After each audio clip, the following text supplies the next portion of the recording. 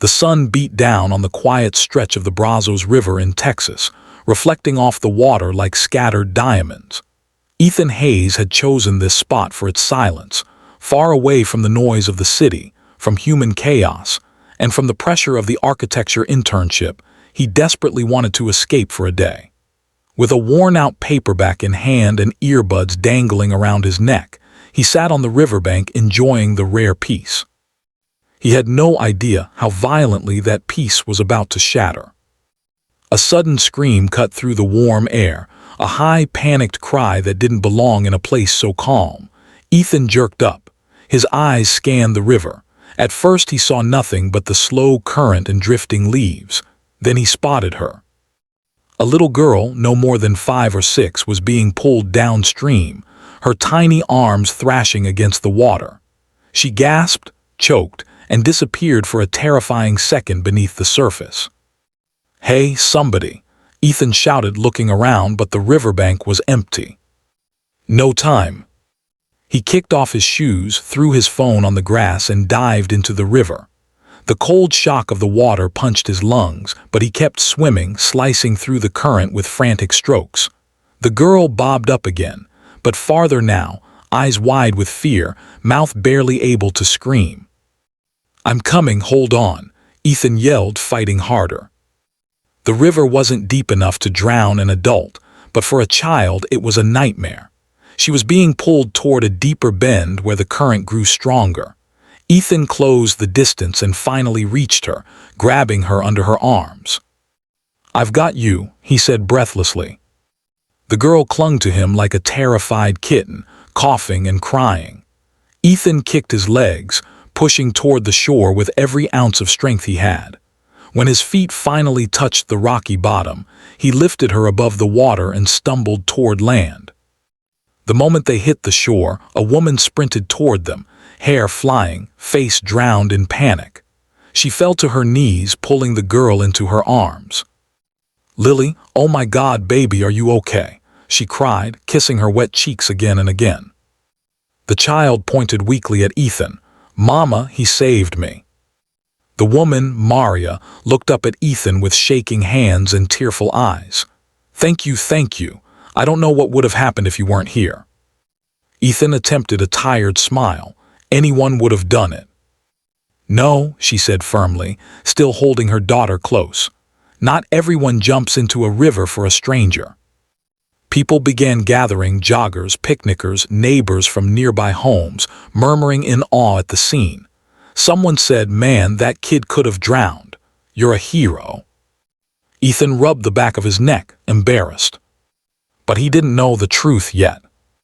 He didn't know that saving this child would change everything, that, according to Maria's ancestors' law, this single act had already tied him to a future he never imagined.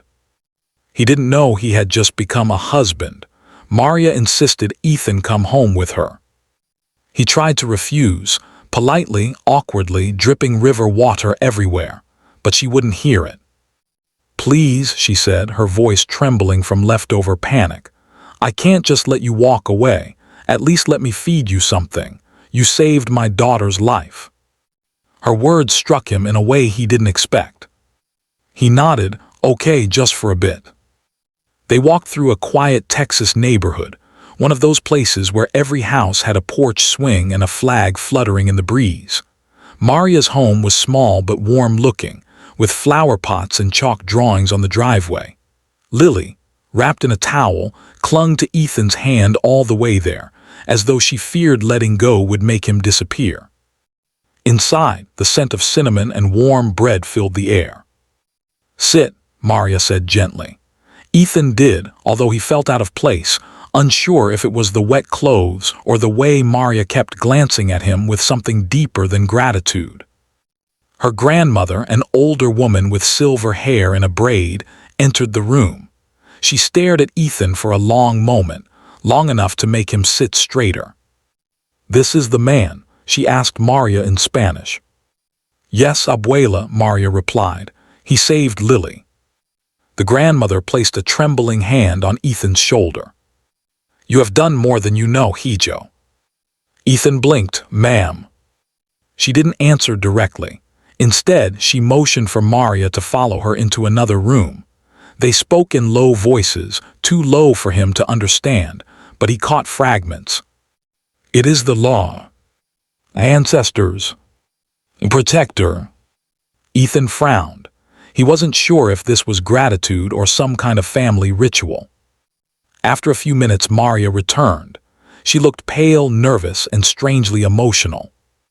"Ethan," she began softly, "there's something I need to tell you, something important." He straightened. "Okay." Maria sat across from him, folding her hands like she was preparing for a confession. "In my family line, on my mother's side, we follow a very old tradition. It comes from our ancestors, long before any of us were born." Ethan raised an eyebrow. "What kind of tradition?" Her lips trembled. "A life debt law." He blinked. "A what?"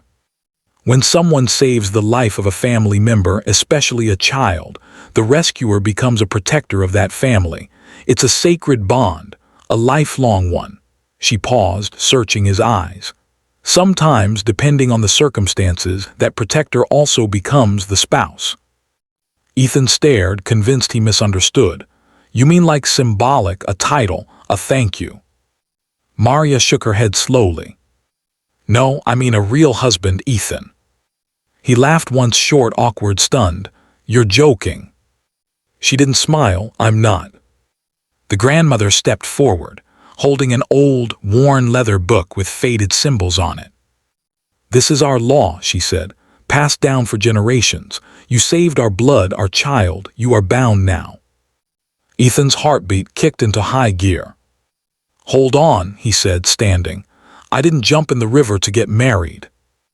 Maria swallowed, eyes shining, not with anger but with fear.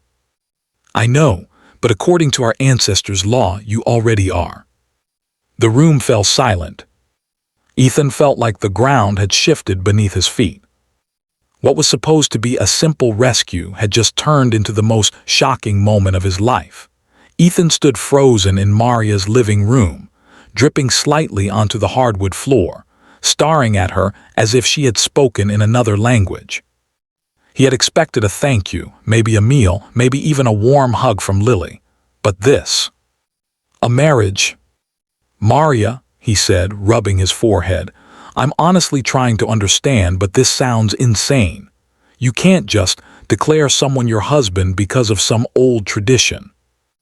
Maria lowered her eyes. "I know how it sounds. To you it's unusual, but for us it's more than a rule. It's a vow, an ancestral binding meant to protect the family line."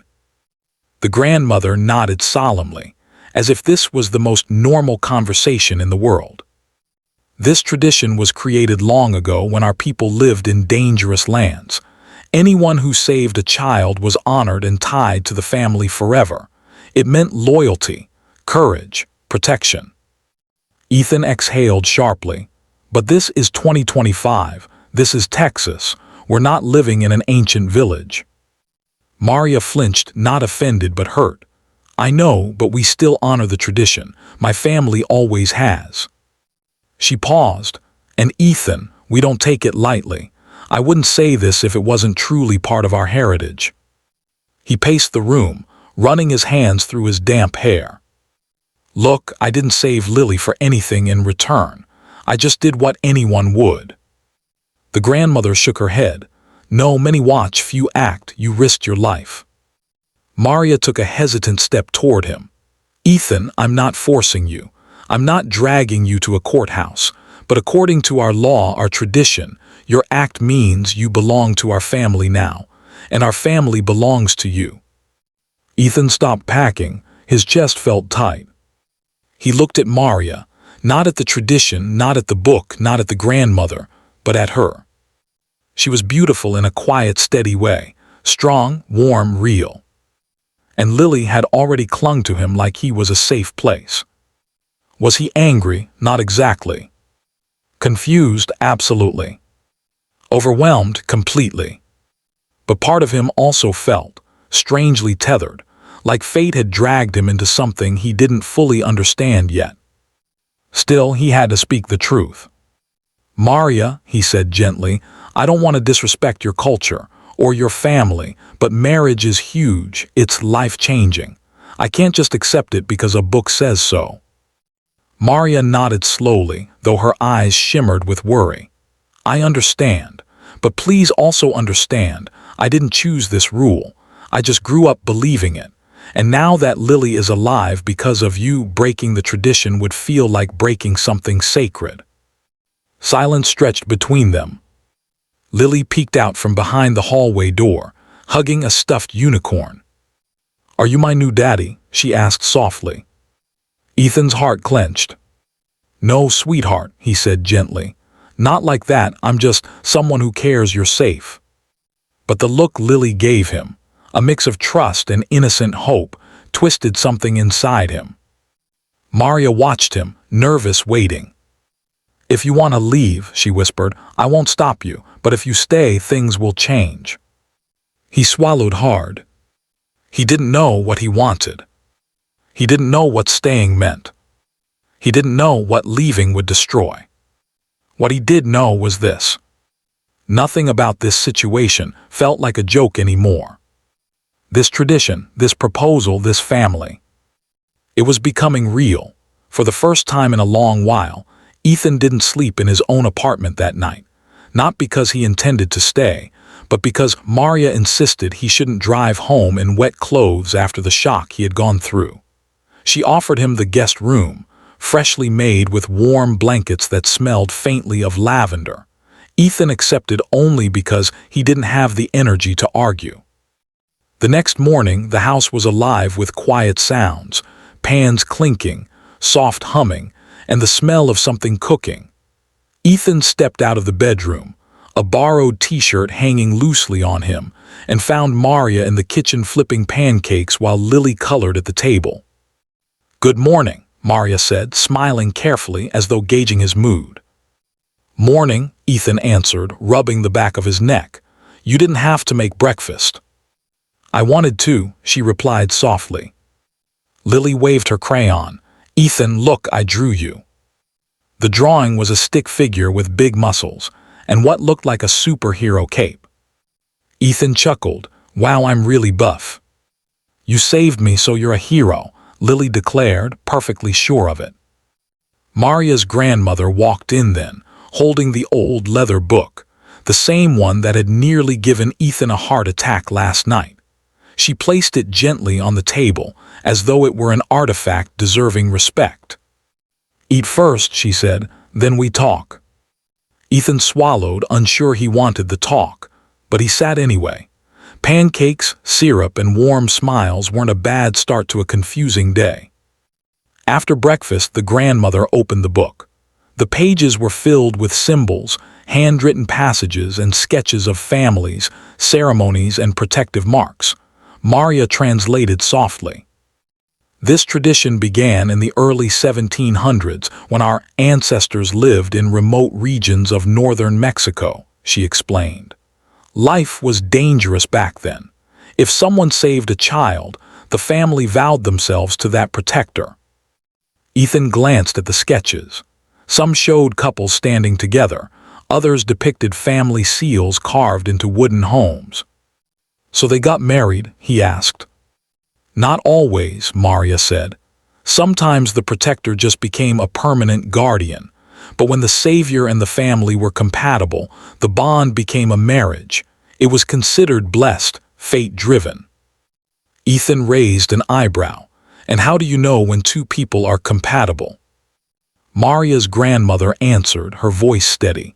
When the family accepts the protector, and when the protector feels drawn to stay. That last part lingered in the air. Ethan leaned back, overwhelmed. This is a lot. I mean, I grew up in Austin. My family doesn't believe in fate or spiritual bonds. We believe in choosing our own path. Maria looked at him with surprising tenderness. You can choose, Ethan. Tradition doesn't trap you, it just guides the heart. Lily climbed onto Ethan's lap without permission, resting her head against his chest. Please don't go, she murmured. You make Mama smile. Maria froze, eyes wide, vulnerable. Ethan didn't move. He wasn't sure he could. Something warm spread in his chest, a strange, almost frightening sense of belonging. He wasn't ready to admit it aloud. Not yet. But as he held Lily gently, listening to Maria's soft breathing across the table, Ethan realized something. He was starting to feel like part of this family already.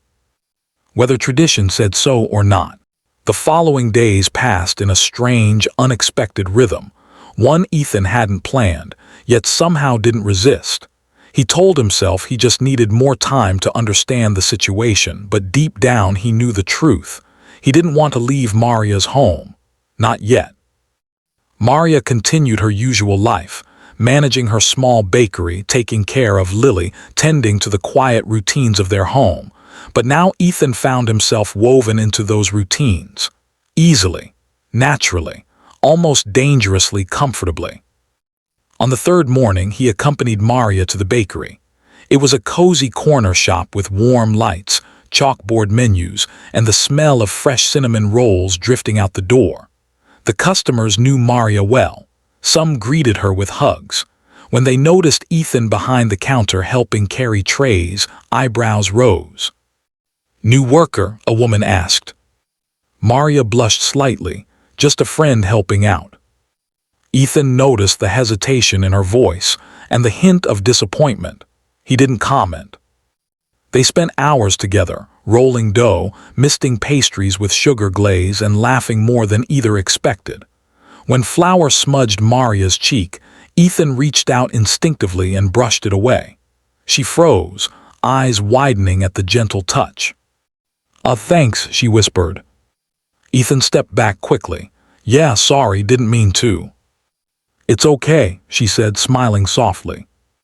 The bond between them was growing, not forced by tradition, not pushed by her grandmother, but built through shared moments, simple hours, small gestures. Later that week, they took Lily to the park.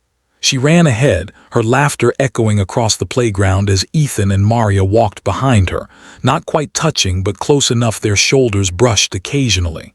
The sun dipped low, painting the sky orange. Maria watched her daughter swing higher and higher. "You're good with her," Maria said, her voice warm. "Lily barely opens up to anyone, but with you, she's different." Ethan shrugged lightly. "She's a great kid." "You're more than a rescuer to her," Maria continued. "She trusts you, maybe more than she's trusted anyone since her father left." Ethan glanced at her. "He's not in the picture." "No," she said quietly, "hasn't been for years." A protective feeling stirred in Ethan, not because of tradition, but because of the woman standing beside him and the little girl laughing in front of them. As they walked back home, Lily fell asleep in Ethan's arms, her head resting on his shoulder. Maria watched him carry her daughter like she weighed nothing, and something softened in her expression, something hopeful and maybe a little scared. That night after Lily was tucked in, Maria brought Ethan a cup of tea. They sat on the porch swing, Texas crickets chirping around them. "Ethan," Maria said, her voice barely above a whisper, "if there was no tradition, no ancestors' law, and it was just you and me, would you still be here?" Ethan looked at her, really looked at her, the gentle curve of her smile, the strength in her eyes, the warmth that radiated from her even in silence. "I don't know," he said honestly. "At least I didn't know at first." "And now?" she asked. He hesitated. The answer frightened him more than it should. "Now," he said slowly, "I'm starting to feel like I don't want to be anywhere else." Maria's breath caught. She looked away, cheeks flushed, heart racing. Their connection wasn't accidental anymore. It wasn't forced. It was real, quiet but growing like roots spreading beneath the soil. And Ethan knew, whether he was ready to accept it or not, that he was falling for her. For almost a week, Ethan lived in a warm bubble, Maria's gentle presence, Lily's laughter, abuela's stories, fresh bakery scents, and quiet Texas evenings on the porch. It was peaceful, too peaceful. The kind of peace that made a man forget the outside world even existed. But the outside world eventually caught up.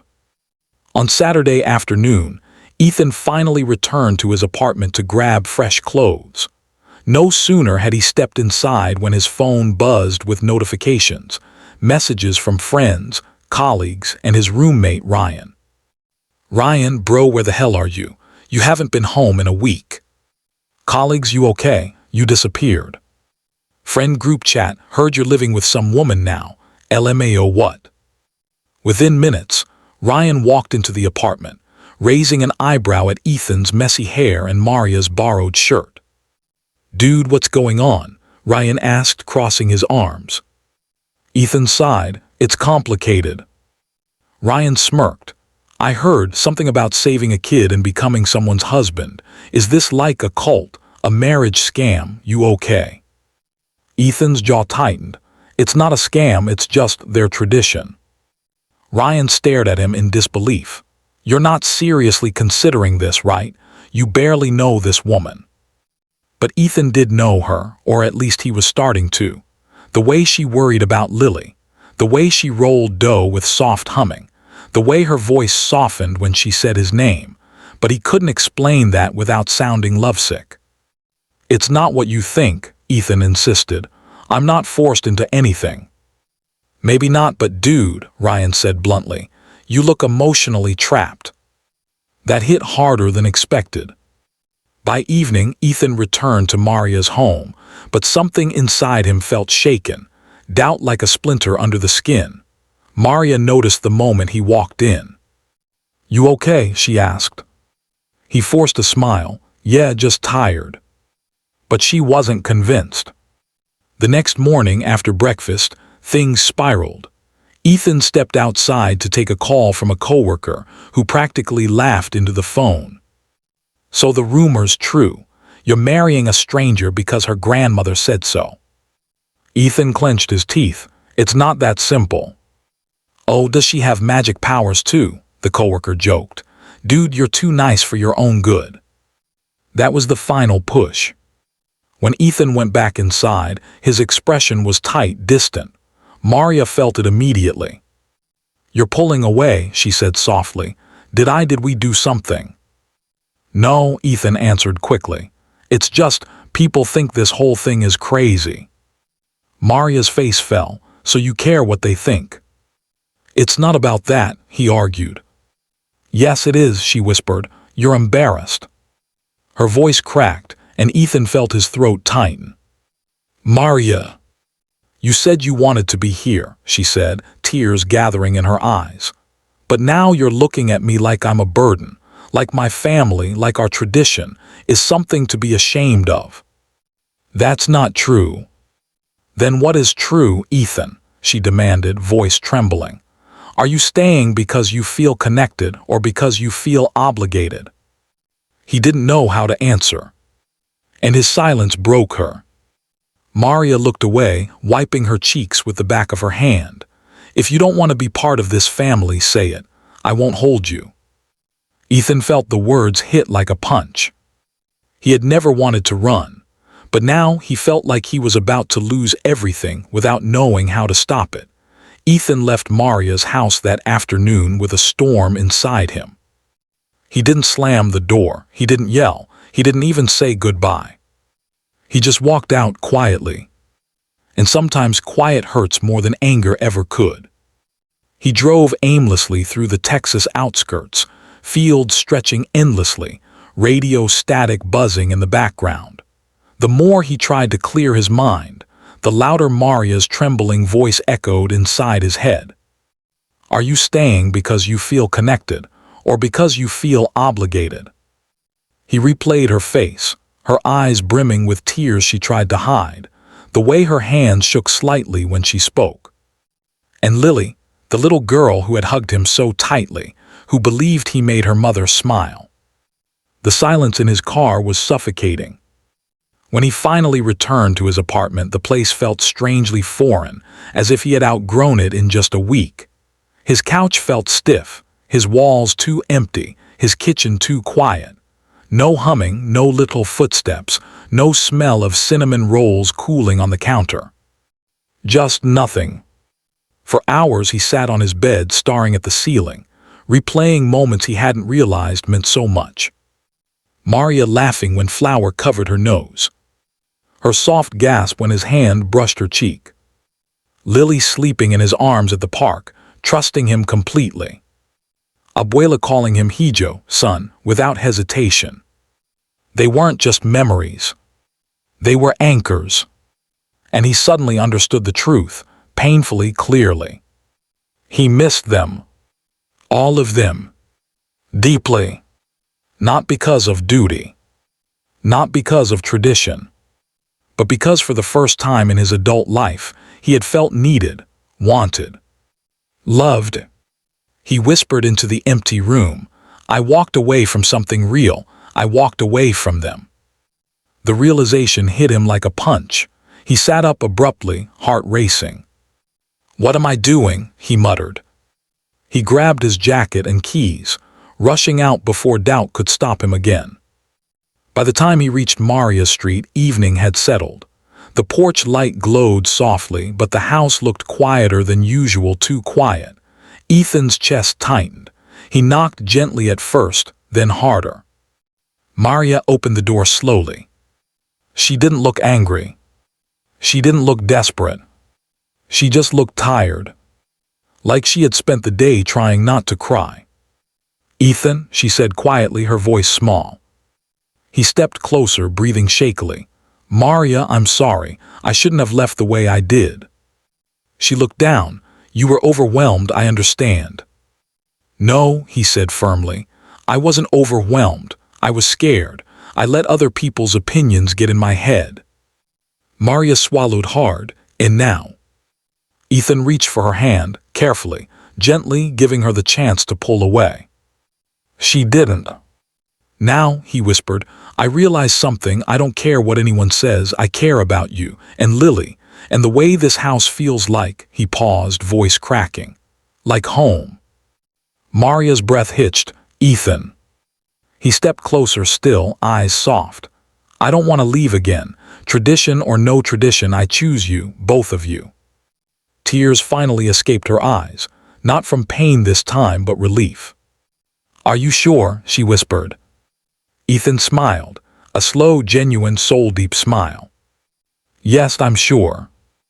And for the first time since he saved Lily from the river, Maria let herself believe that fate, maybe even love, had brought him back. Maria stepped aside, letting Ethan into the house. The moment he crossed the threshold, everything felt different, not awkward, not uncertain, but right, as if he had walked back into a place he was never supposed to leave. Lily peeked from behind the hallway, clutching her stuffed unicorn. Her eyes widened the instant she saw him. "Ethan, you came back." He knelt down, arms open. "Of course I did." She rushed toward him, throwing her tiny arms around his neck. Ethan held her tightly, feeling her heartbeat against his chest.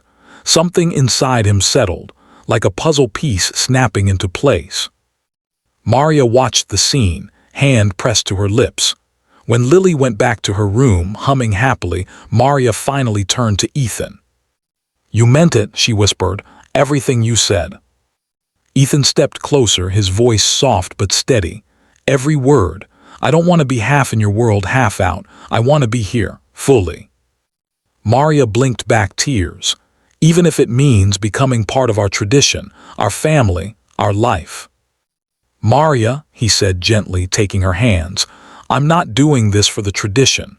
I'm doing this because I fell for you, and for Lily, and for the way you made me feel like I belong somewhere." Maria's breath caught. "I never expected you to say that." "I didn't expect to feel it," he admitted, "but I do." She leaned her forehead against his chest, letting the walls she had built crumble. Ethan held her, rubbing slow circles on her back.